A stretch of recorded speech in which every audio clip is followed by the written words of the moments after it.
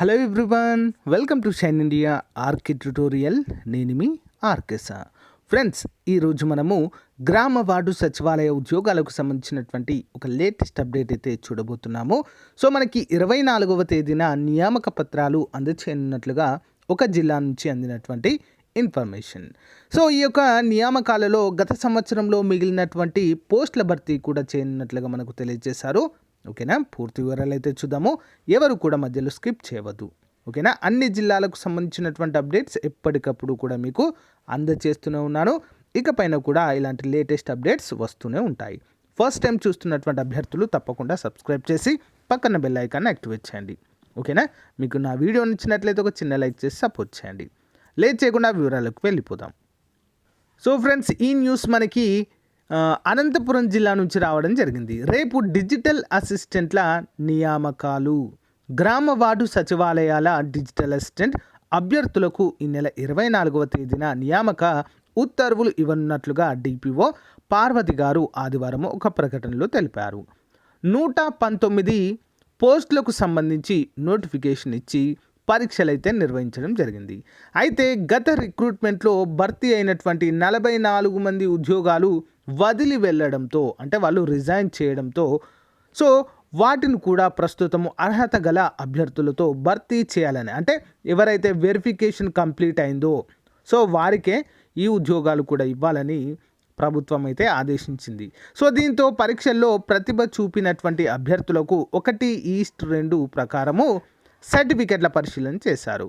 ఈ మేరకు మొత్తము 163 పోస్టుల్లో 131 పోస్టుల భర్తీకి సంబంధించి మంగళవారము నియామక ఉత్తర్వులు ఇచ్చేందుకు అభ్యర్థులకు డిపిఓ కార్యాలయం నుంచి సమాచారం కూడా అందచేయడం అయితే జరిగింది. అంటే మొబైల్స్కి మెసేజ్లు కూడా పంపారు.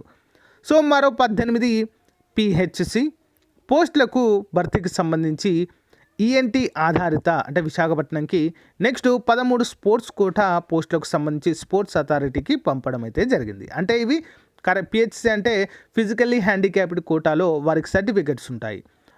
సో ఇక ఏంటంటే వెరిఫికేషన్ అప్పుడు ఈ సర్టిఫికెట్లన్నీ కూడా తీసుకోవడం జరిగింది. ఇవి కరెక్ట్ ఉన్నాయా లేదా అనేటువంటి అంశం పైన సో వాటిని పంపడం అయితే జరిగింది. పిహెచ్ వాళ్ళకి ఈఎన్టీ అథారిటీకి విశాఖపట్నానికి పంపడం జరిగింది.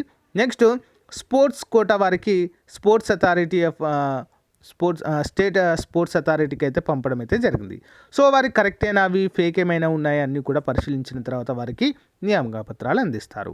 సో వారి నుంచి గ్రీన్ సిగ్నల్ రాగానే ఆయా పోస్టులను భర్తీ చేయనున్నట్లుగా తెలుస్తుంది.